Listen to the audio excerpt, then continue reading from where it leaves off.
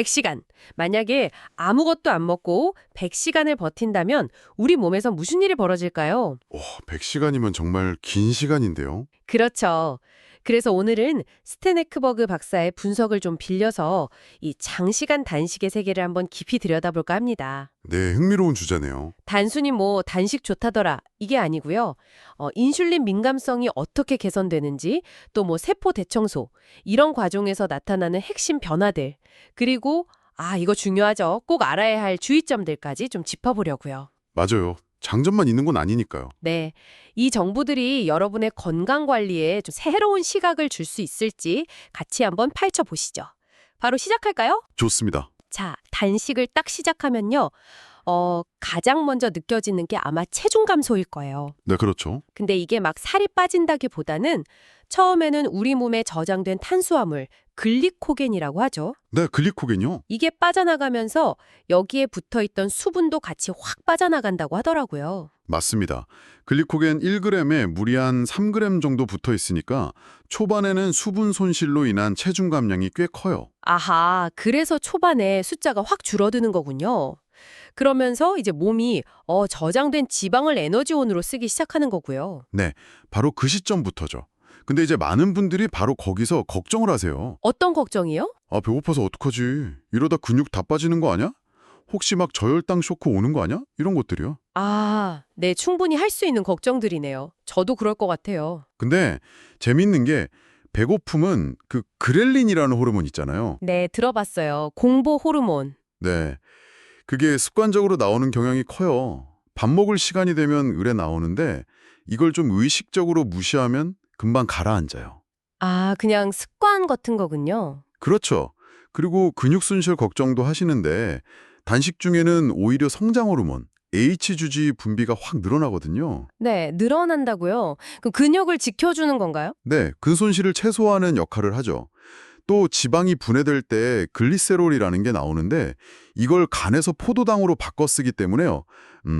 특히 평소에 저탄수화물 식단을 좀 하셨던 분이라면 극심한 저혈당 위험도 생각보다 낮습니다. 와, 우리 몸이 정말 똑똑하네요. 근데 이런 단기적인 변화보다 더 중요한 게 있다고요? 네, 그렇습니다. 제가 생각하는 장시간 단식의 가장 큰 이점은 바로 인슐린 민감성 개선이에요. 인슐린 민감성 개선이요? 네, 단식만큼 인슐린 수치를 확실하게 그리고 극적으로 낮추는 방법이 사실 거의 없거든요. 인슐린 저항성이라는 게 결국 제2형 당뇨나 고혈압 같은 여러 대사질환의 뿌리잖아요. 그렇죠. 만병의 근원이라고도 하죠. 이건 개선하면 혈당 조절은 물론이고 장기적으로 보면 심장병, 뇌졸중, 심지어 일부 암 위험까지 낮출 수 있다는 연구들이 계속 나오고 있어요. 인슐린이 낮아지니까 지방 연소는 더 잘 되고 그 지긋지긋한 식탐에서도 좀 벗어날 수 있게 되고요. 인슐린 수치가 안정되는 것 말고 또 다른 효과는 없나요? 아까 잠깐 세포 대청소 말씀하셨는데, 네. 자가포식, 오토파지요. 단식이 길어지면 우리 몸에서 정말 놀라운 일이 벌어지는데 그게 바로 이 자가포식 시스템이 활성화되는 겁니다. 자가포식? 스스로 먹는다, 뭐 이런 뜻인가요? 맞아요.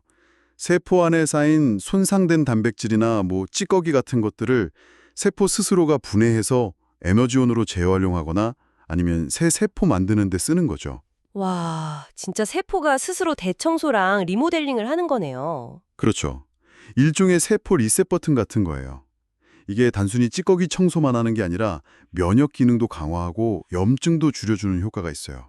염증 감소요? 예.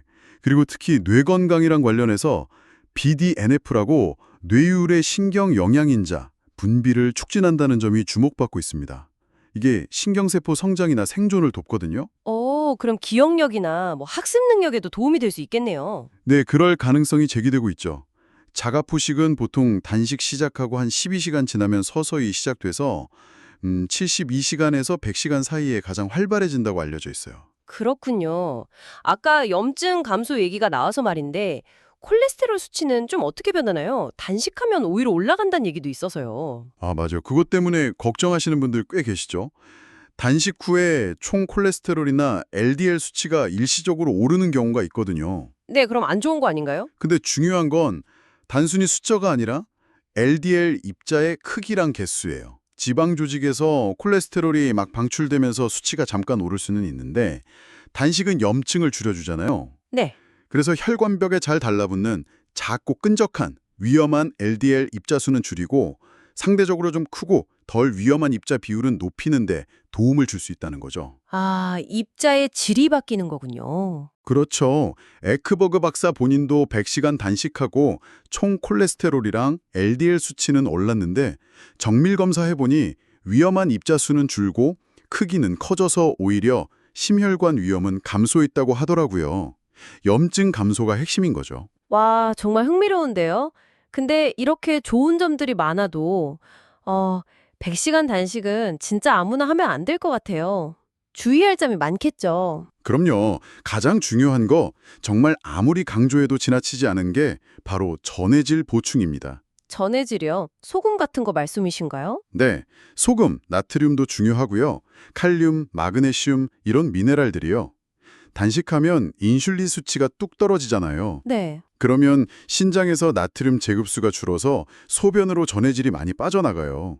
이게 부족하면 막 엄청 피곤하고 두통 오고 어지럽고 심하면 근육 경련까지 올 수 있거든요. 헐, 진짜 위험할 수도 있겠네요. 네, 그래서 좋은 품질의 소금이랑 전해질 보충제를 꼭 챙겨 드셔야 해요. 나트륨, 칼륨, 마그네슘 충분히요. 그리고 내 몸 상태를 좀 객관적으로 보려면 혈중 케톤 수치를 재보거나 혈당이랑 케톤 비율, GKI라고 하죠. GKI요? 네, 혈당 나누기 케톤 값인데 이게 낮을수록 몸이 지방을 잘 태우고 깊은 단식 상태에 있다는 신호로 볼 수 있어요. 아, 그런 지표들을 활용하면 좋겠군요. 근데 이건 정말 아무나 따르면 안 되는 거죠? 물론입니다. 성장기 어린이나 청소년, 임산부, 수유부, 그리고 특정 질환, 특히 신장 질환이나 섭식장애 같은 거 있으신 분들, 또 너무 마르신 분들, 이런 분들은 장시간 단식 절대 하시면 안 되고요. 당연히 시작 전에는 꼭 전문가랑 상담하셔야 합니다. 네, 명심해야겠네요. 그럼 오늘 이야기 좀 정리해보면 100시간 단식이라는 게 인슐린 민감성을 확 개선하고 자가포식을 통해 세포를 깨끗하게 하고 또 염증을 줄이는 등 우리 몸의 대사 건강에 정말 강력한 이점을 줄 수 있다. 네, 맞습니다. 하지만 이게 그냥 살 빼는 방법, 이렇게 단순하게 볼 게 아니라 우리 몸의 시스템을 근본적으로 좀 리셋하고 회복시키는 과정으로 이해해야겠네요? 정확합니다.